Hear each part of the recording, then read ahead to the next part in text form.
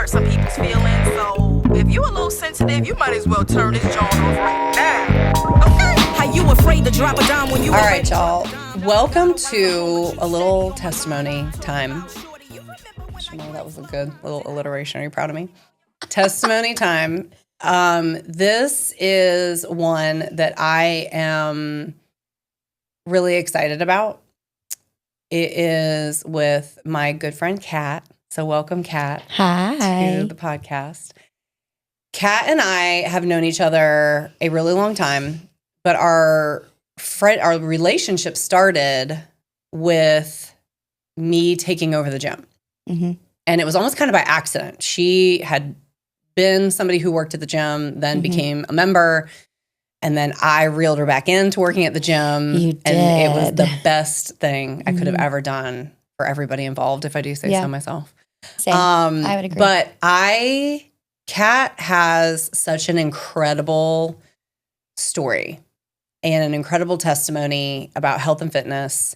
It is very similar to mine in a lot of ways, which is why her and I connect so well. There's a lot of pain. There's a lot of hurt. There's a lot of healing, though, that is taking place. And so this may very well be just like a snippet of something that we end up having to go further in, because also, you know, Kat is one of those people that has the most incredible relationship with so many people around her. And so also I have no doubt that Shamar could do a podcast with you for another hour and that would be have funny. All kinds of different conversations. That would still be amazing. But give me your background, you know, in a nutshell with health and fitness from like kind of the earliest you can remember, and then we'll kind of fast forward to now. Yeah. My background in health and fitness, I grew up playing a lot of sports, especially travel sports. I was heavily in softball and soccer. They were my life. That's all I knew. And so health and fitness was always kind of been around. And then I was projected to go play college soccer. And in a whirlwind of events, I ended up not going. There's a lot to that when you go play college sports. But I really feel like that's where my perfectionism was rooted. Rooted in, I had an expectation of myself. You were going to be the best of the best. You were going to go D1 ACC. And if you didn't do that, then you were worthless, which is truly not anything right at all. But I can already tell Satan was working even in those younger days. Perfectionism. I was the team captain. I was the prom queen. I was the student council president. Like, perfectionism also for me was a result of first place, you know? And so that was ingrained from a really long time. And then after getting to college, you know, my identity was wrapped in sports. My identity was soccer. That's who I was. You know, and then also I was supposed to be this amazing person that helped with all these things and did all these things. So there was a tone set for me that failure was not an option. And so losing soccer, I lost a part of myself. You know, I didn't have to do the workouts. It wasn't running all the time. I wasn't, before I used to not really have to watch what I ate because you average like 10 miles in a practice or a game for running for soccer. So, you know, I was quote unquote bigger for what I thought was bigger. I look back at my high school self and I was a size 4 where my friends were a size 2. So clearly I looked bigger in that aspect, but just that mentality even started there. And so carrying that over to the gym in college, you know, I did start gaining weight in college. I had some more freedom. I didn't have the structure that I had growing up. You know, you go to class and then what do you eat? You drink, stuff like that. So that's kind of where I started to spiral, and I didn't know who I was. My identity was in a lot of other things. And so I found the gym, and when I was at a larger time in my life, and so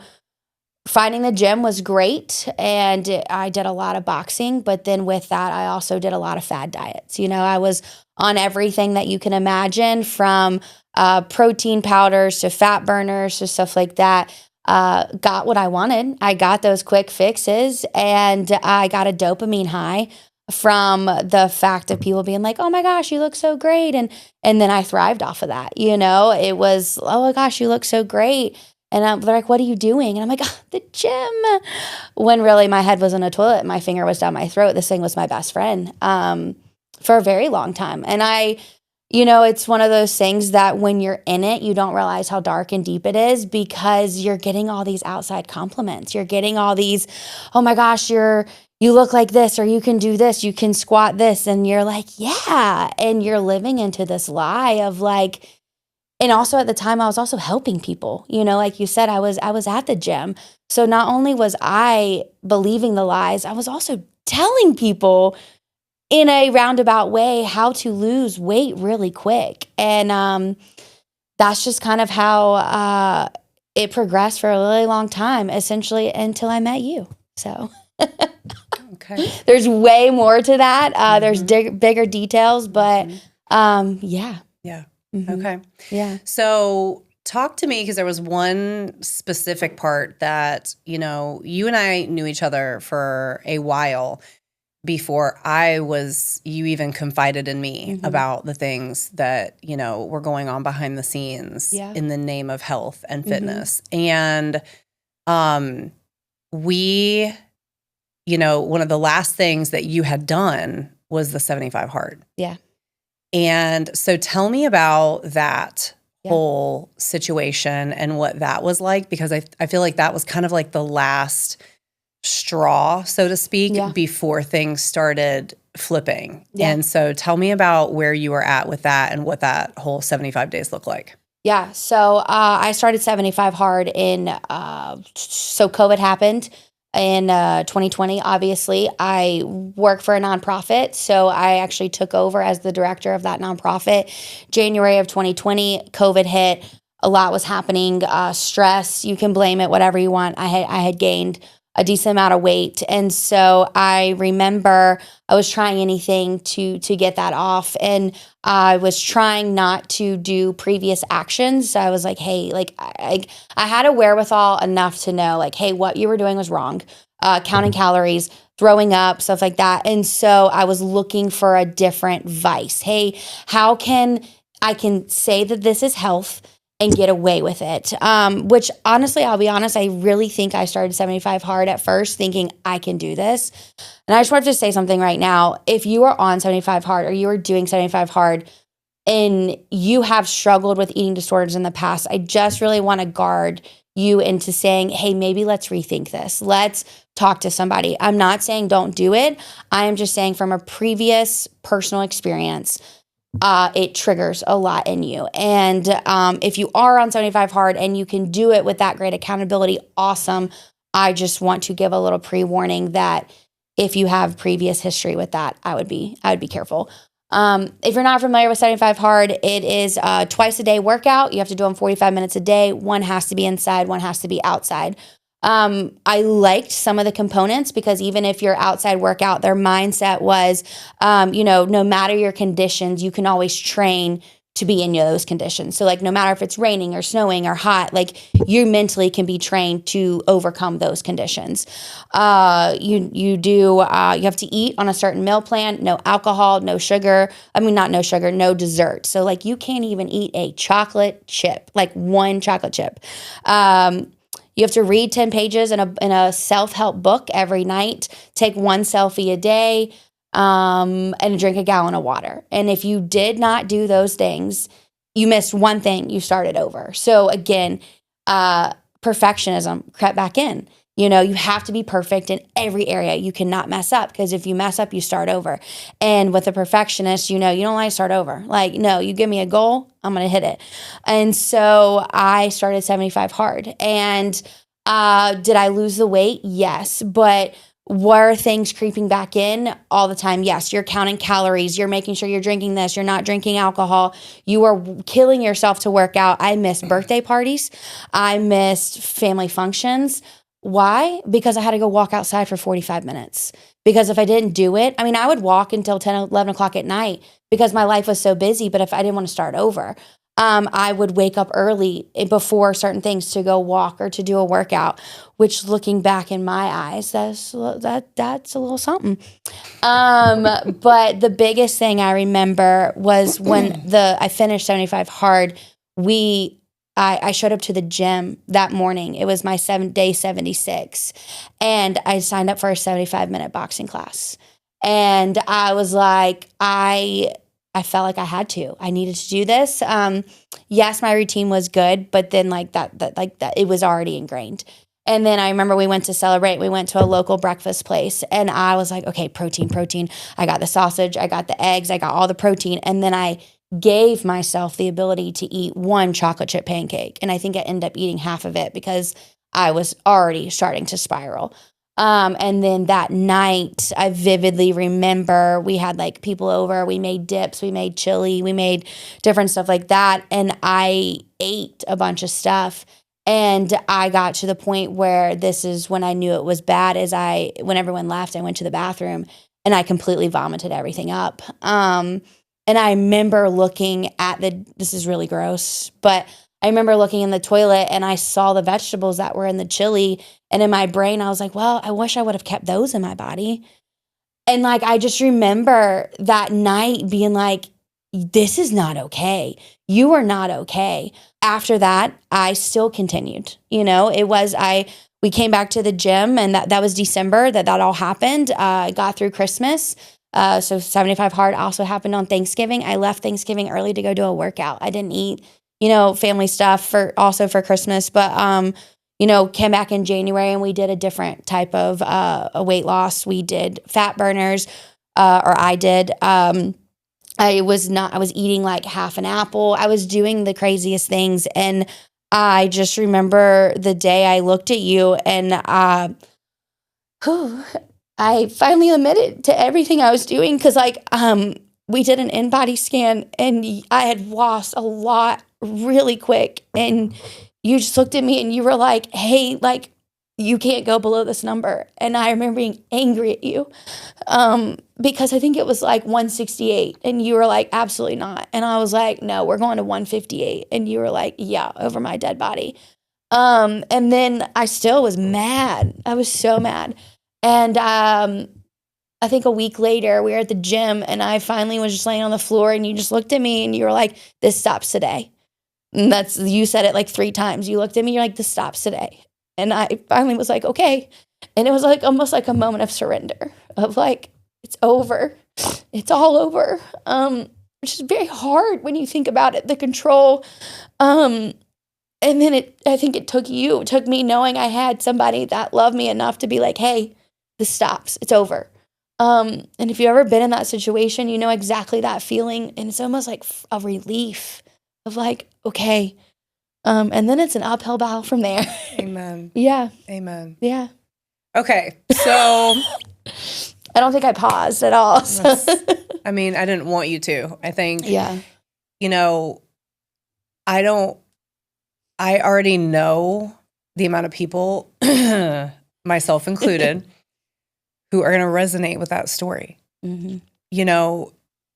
It is the ugly ass truth behind this insane life we live with diet culture. Oh, for sure.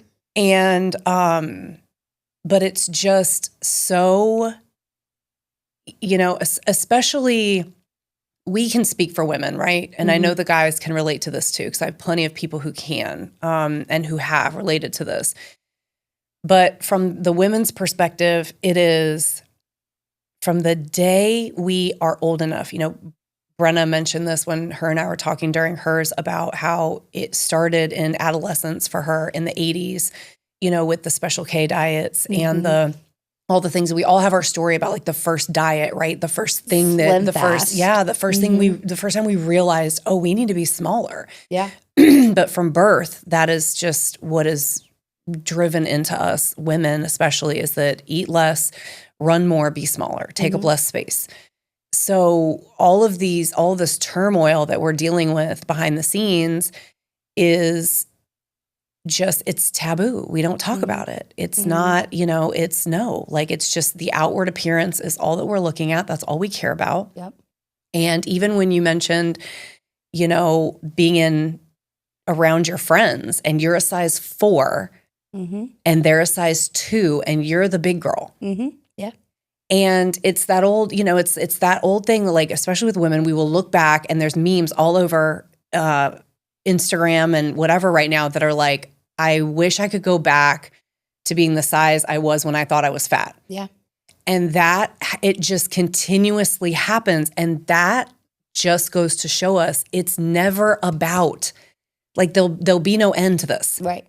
There will be no end. Yeah. It will continue to be like that. So even at my leanest, even at my fittest, even at my most, what I felt like was the most badass version of me when I was kickboxing 5 days a week and working out, this was around I don't know, Sophie was born in 2012, 2013, 2014.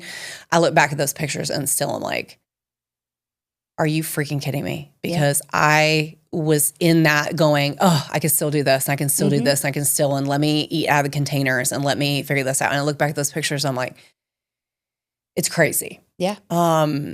So anyway, your like vulnerability in that is so appreciated, Kat. It always is. And Kat is so open about this stuff always.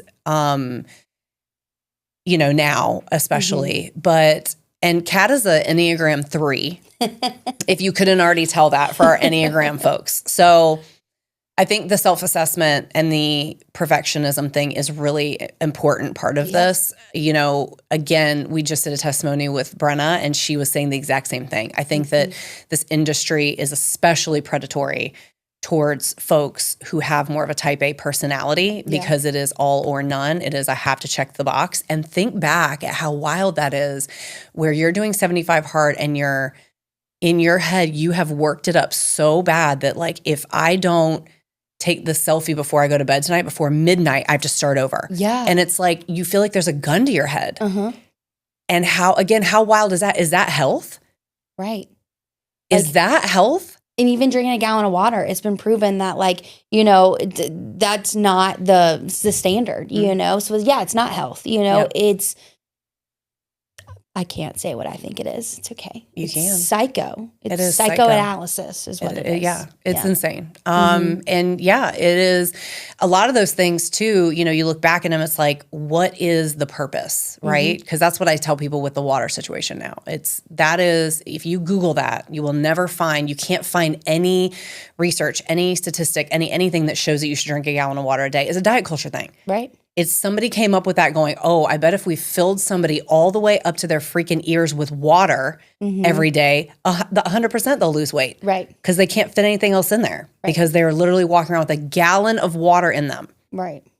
And so those are the things, even step goals and stuff like that. You've got to research that stuff. You go to a gym and a trainer says you need to get 20,000 steps a day. It's like, what is that based on? Right. Friend, what is that based on? Because if it's not based on science and it's just based on you trying to get me to lose weight as fast as humanly possible and get me high off that weight loss on that scale, I'm not interested. No. So anyway, back to this. Yeah. So you and I remember that conversation really vividly also. Yeah. And, the shame, being able to just be like out is, like you said, is such a huge thing of just being like, here it is. Yeah. Here it is. Here's everything. I'm over this. I can't hold it anymore. But like you said, then the uphill battle starts. Oh, yep. Because why is it that the healing game is so freaking impossible in this space? So talk to me about where it went from there. We can kind of start with, you really started this process around the same time I did. Yeah. My whole system crashed in 2020. My cortisol was through the roof. My adrenals were crazy. My hormones were all like, everything was a hot mess. I started dealing with a lot of crazy stuff too. And so you and I were kind of on the same path during this time to try to figure out how we deal with our bodies in this world of, diet culture madness, and heal and figure things out and walk this line of like, we want to be healthy, but what is healthy, and reestablishing that entire thing. And here you and I are, how many years later? I mean, really, it's probably been like 3 or 4. Yeah. Probably 3-ish. But walk us through that. Like when, after that moment, then what happened? Yeah. And where did you go? Yeah, so like after that moment, like the uphill battle, it definitely continues, and I struggled with binging and purging. So, yes, I purged, I restricted calories, but also when that happens, any type of restriction, whether I run a nonprofit that we deal with finances a lot, and so I compared a lot to weight loss. For our program, you have to open up your finances. For me, I'm like, you have to step on the scale. You have to know where you start. And you also have to be able to gain access to let people speak into your life on that aspect. But with restriction also comes binging. That's kind of that crept in, It was like, okay, I've restricted. So now I'm free. I can do whatever. It's out, blah, blah, blah. But then slowly things started coming in. I was so much wanting to be like, I don't want to restrict. I don't want to throw up. So then like my brain almost started turning in a different way of like, I can eat this, I can drink this, and then in the mix of that, a lot of stuff was happening personally. And so my emotions went from taking it out into the gym because I'm trying to be better. I'm trying not to be there as much. Okay, so my emotions are now going to binging on food.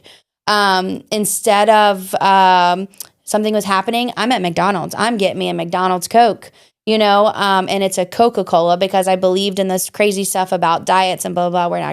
Diet sodas. We're not going to go there. But my brain was like, oh, you should drink a Coca-Cola. Well, that Coca-Cola turned into about 4 Coca-Colas a day, or not a day, a week, which then turned into if something bad happened, I went to Publix and I got a 6-pack of donuts. And I probably shoved 4 of them into my mouth. And then before I got home, because I felt like that's what my body needed to regulate. And then that's when you spiral, because then you're like, well, I just put these 4 donuts in my mouth. This isn't okay. And then you're at the toilet vomiting. And so like, it was definitely like a roller coaster of stuff that happened. And can I ask you a quick question? Yeah. Quick? Okay. So when you said you were trying to be better and not going to the gym as much, yeah. Is that because you were also battling a little bit of like the exercise anorexia? Oh, for sure. Okay. Yeah. So every time you ate something, feeling like you needed to burn it off or earn food by going to the gym. Yep. And so then you just kind of like switched your vice a little bit to. Yes. Yeah. Yeah. And like, even then, like I've had multiple trainers at the gym. I respected all of them. They each walked a different season with me, but like there was times where like, a warm up was running 2 miles. And like, even now, like my warm up is 6 minutes, and I think it also takes people that know you and know your story, know where you're at, and to know how to push you and to train you, but also know like, okay, like these are the elements that they have to be guarded against. So like as a trainer purpose, like a trainer is not just somebody that can be like, show you how to lift weights. Like a trainer should also be a therapist. They should have that degree, not have it. They should automatically get that degree because that's what essentially they are as well. I battled with not being in the gym as much because I felt like, I had to earn this food, and then not being in the gym. And if I ate it, I can't go in the gym, so I'm going to throw it up. And then I'll be honest with you, I broke my ankle when I was on a mission trip, and a couple summers ago, probably like summer of 2023. And I wasn't in the gym for probably about almost a year. Shamar respectfully would not train me because everything we did, my ankle looked like this biggest balloon. And he was like, absolutely not. Like, are you crazy? And so I gained a lot of weight, in that aspect. But I look back and it was probably the biggest blessing in my life, because then I took the next year and I healed a lot. And I learned my cycle. I learned my vices. I've been in therapy for a very long time now, since at least 2020. But things didn't really start clicking. Breaking my ankle probably is when everything kind of clicked, And so from there, I've been on a journey. Like I still have gym goals. Shamar and I have talked about different gym goals that I have. And I feel like I have started back with him probably about February of this year, February 2025. And I've even seen a huge difference in myself. I think I've surprised him a couple times in the gym of just like things I've said. And I think he's like, wow, she actually is a little different. He won't say it yet because that's just him. And I know that like, he's got to be your trainer at the same time. But I also think that it takes admitting to multiple things, but then B, it takes a community of people. And then C, it takes blacking out all the white noise of, what we think as a society. Like, yes, I'm okay with protein bars. What I'm not okay with is a protein bar for every meal. Like, I take it back to I love the Lord. And so Jesus food, what is from the earth? You said this a long time ago. Our bodies knows how to break down bananas. They don't know how to break down banana mini muffins. Banana mini muffins actually have less calories than a banana. Isn't that crazy? So in our brains, hey, I can eat these banana mini muffins and not an actual real food. So kind of circle back what you asked is like, how has this progressed? And, I think after breaking my ankle, not being at the gym, I had to really say, hey, like, you've got to get a handle on this, because as soon as you get back in the gym, you are going to continue to do, what you thought was right, And from the other end, you can look at it this way of like, no, you can't eat whatever you want all the time, without let me say it like this. You can't eat 5 Snickers for breakfast and expect to be as strong as you want to be, expect to, have just even your mental, so I do believe in nutrition. I do believe that there are macros for a reason. Hey, we should get this enough protein. We should get this enough fat. We should get enough carbs. If you really research carbs, that's how your energy is made. So I firmly believe in food. I believe in whole foods, with a dabble of a protein shake if you need it before a workout, or a protein bar, but that is not our main source of food, because our food comes from the earth, which comes from the Lord. So I kind of went on a little tangent there, but I feel like that's how my journey's been. It's been little tangents. So I would just want to encourage you, if you feel like your journey should be like just this linear up, like, I'm sorry, but it's probably wrong. 100%. Because that's life in general. Yeah. It's the sooner that we get off the idea that things are ever going to be linear or ever going to be calm. Mm-hmm. Life is a big, giant, wavy ocean, people, and it always will be. It will be. And so figuring out how to surf the waves is the only way. So, and letting go of expectations, expectations of what you think you should look like, expectations that you have set for what you think other people expect from you. You have to let that go. Amen. Because you will never, meet those. Well, when somebody comes in, I've said this a bunch of times too. This is where my therapy comes in also. Shout out to all the therapists out there, and get one if you don't have one. But if, I've got a client who comes in or consult and they say, well, I've got to lose 20 pounds. A lot of the time I will say to them, who told you that? You do say that a lot. Walk that back. Who told you that? And a lot of the times people cannot. It's just such a great question to ask yourself, where it's like, well, I really need to be this size for my upcoming vacation. Who told you that? Yeah. And a lot of times you can't even walk it back to anything, or you're going to walk it back to something that you need to unpack from your past. Yeah. Or you're going to walk it back to some absolute crap that you're watching on social media. That's what part. Most of the younger kiddos are dealing with, women, again, especially. But this idea that social media is true in any way, shape, or form, and that's where we're getting our goals from, is outlandish. It's outlandish. And so that is, I think, a really, that's been a powerful thing for me in the healing process, because last thing, because I know you and I are going to have to like really get back in here and break down this, because the healing part is the part, right? Yeah. Like, we all have our stories coming into that, and they're good, bad, and ugly. Yeah. The restriction, the eating disorders, the obsessiveness, the compulsiveness, the shame, all those things. I know there's so many people out there who can resonate with what we're talking about right now.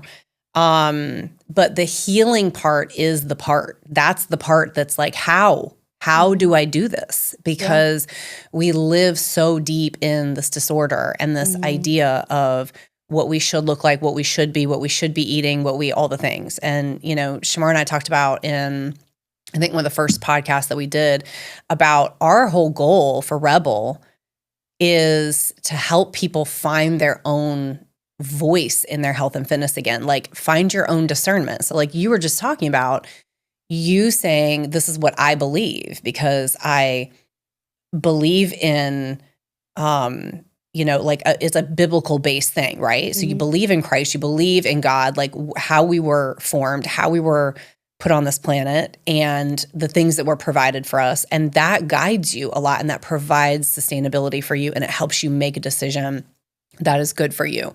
And that's what we want from people. We want you to be able to kind of make some discernment and say, like a Diet Coke. And when I drink a Diet Coke, is a Diet Coke a day going to kill me? Absolutely not. Right. But if I'm making that my main source of fuel, or if I drink a Diet Coke and I feel like absolute crap afterwards, that's the discernment piece. It's like, listen to your body, Or like, what is your reasoning behind that? And you can put it to anything. What is your vice behind, it's been a long day at work, I just need a glass of wine. Yeah. Okay, well, let's walk that back, like you've always said. Like, so have a Diet Coke. You willy-nilly want to have a Diet Coke. But like, if you're doing it because you think it's going to take the place of another emotion or put a Band-Aid on another emotion, that is part of the healing. That's like, hey, like we gotta kind of like uncover that. Yes. And 100%. Honestly, you have to take ownership too. Like I've said this to Shamar multiple times, like, there are goals that I have, but I have to take ownership of where I'm at right now. I didn't get that just from eating carrots. I did some things. I used food as another vice, and you gotta own that you have disordered. You gotta own what you've done, and then after you're done owning it, you say, okay, how can I get picked back up, and how can we move forward? And I think taking ownership in a lot is kind of where stuff starts. Yeah, I love that. And finding that space of, I think a lot of times you just have to let it go. I know Shamar is going to talk about this a lot in one of our next chats, but learning to eat a little more intuitively and being able to say, that was one thing for me. I had to just let go of everything for years and be like, I will not count a single thing. I will not track a single thing. I will not. I was same thing. I was a gym owner and had to not be in the gym, like actively working out like I had my entire existence. And that was probably the hardest thing ever. Talk about imposter syndrome, feeling like I have no right to even own this place. What am I even doing here? But I had to, because the amount of years that I spent, my first diet was at 13 years old. 13 years old. I remember it. And I have 13 until 40 years old of disorder. And this is it. You got to be smaller. You got to take up less space. This is how you should look. This is how much you should eat based on all that.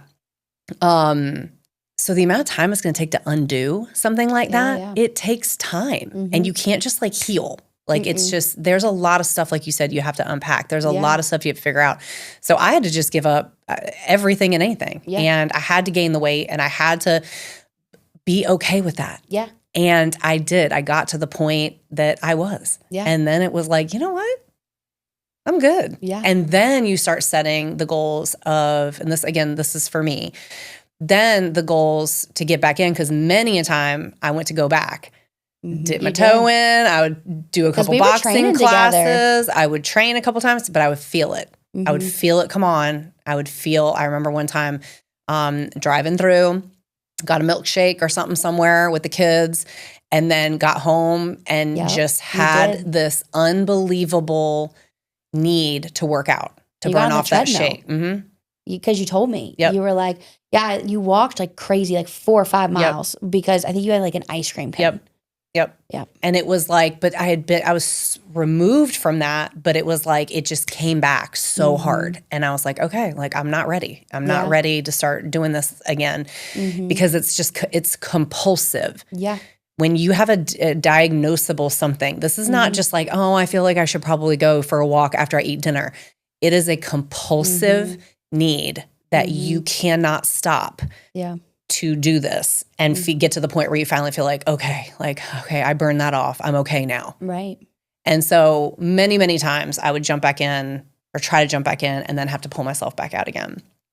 Because I recognized it and I was like, I can't. And for me, that was a big part. If I was not a gym owner during that, I think it would have been a lot easier, not easy, but easier for me to go through that. But I felt a lot of shame and I felt a lot of guilt for being a gym owner. And like you just said, you're trying to help other people with it, but you're so disordered on your side going, I really have no right to even talk about this right now. Yeah. Well, we were doing 6-week challenges at the gym too. And like, there was weeks I was like measuring people, measuring their thigh, measuring their stomach, measuring their arms, and watching inches come down. And they're like, what should I do? And I'm thriving, but thriving not in the best way, because not only was I was saying decent things to them, but in my brain, I was like, oh it's going to be on. 100%. Yeah. 100%. The other thing I want to mention really quickly too, that you said, I think is so unbelievably important. I think this is something that we could unpack again in a whole nother thing.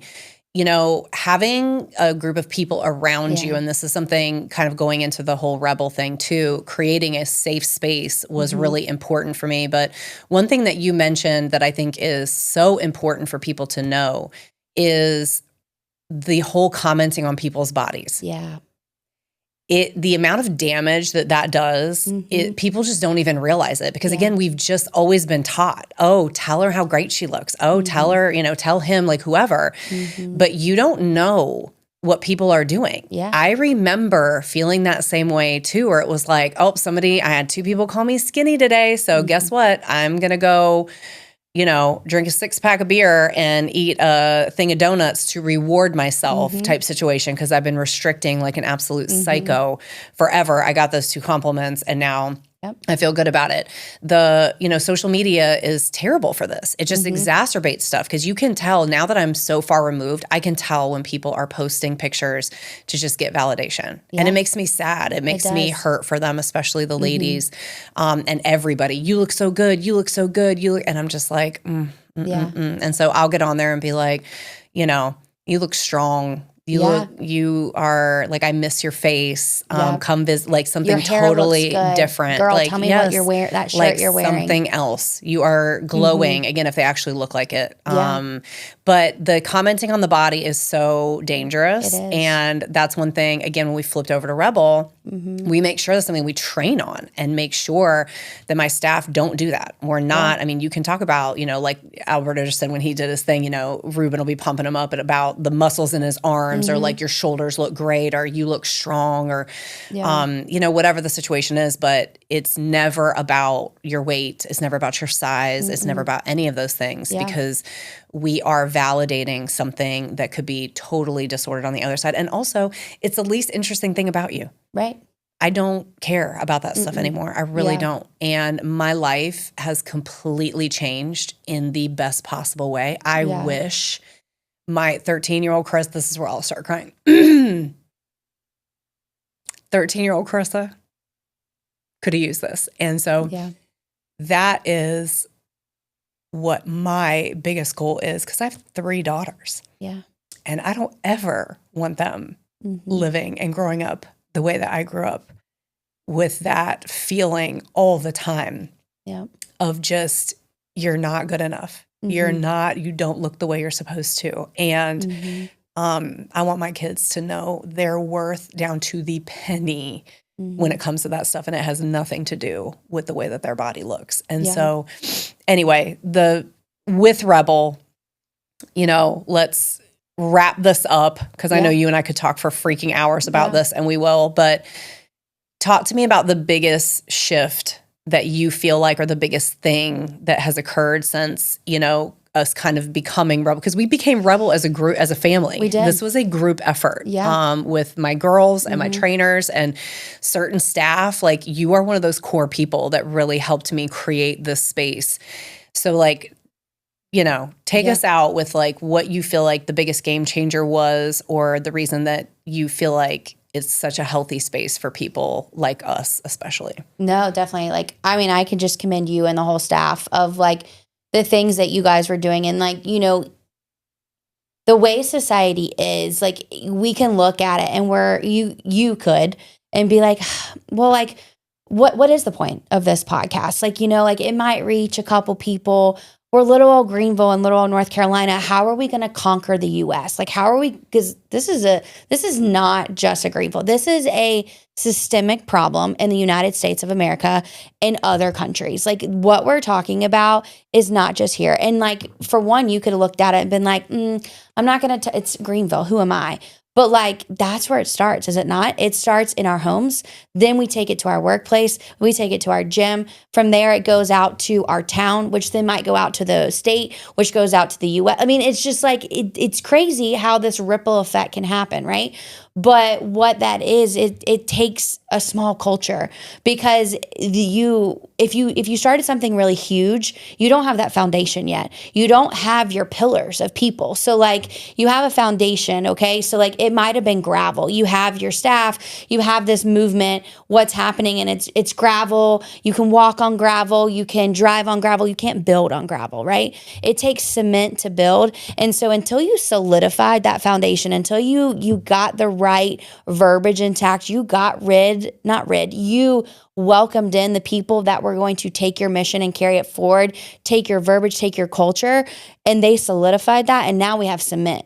And now you can do a lot of things with cement. You can build, you can run, you can walk. And so that is where I think this is now. And then taking this platform and saying, hey, there's something bigger here. There's something, we can fly planes on cement, and planes can go all around the world. And so I think that's a beautiful picture. If you didn't shift, two, if you didn't have the culture of a staff that was willing to trust you, to say, hey, Carissa, you might be crazy, but hey, I'm here. Like, Shamar came on board and he was at the front sales staff, at first. But he looked at you and he said, I got you. I'm going to do this with you. There was a couple other trainers that came alongside of that. And it took that to move now a movement of like, hey, you have your core, but how do we transform that? And it's not easy, because you still have people coming in the gym. I'm so big. You see the cellulite? Like, how do you speak to that? Unless your name's Shamar and you're just one-liners. And I'm like, can I get that back pocket one-liner? But yeah, I think the biggest shift was you have people around you. And even to this day, like, you and Shamar both, like, if I make a comment, you got something back to say. And I'm like, yo, I'm just trying to be funny. And lately Shamar's like, he'll just look at me dead in the face. He's like, yeah, I don't really think what you're saying is funny. I'm not laughing.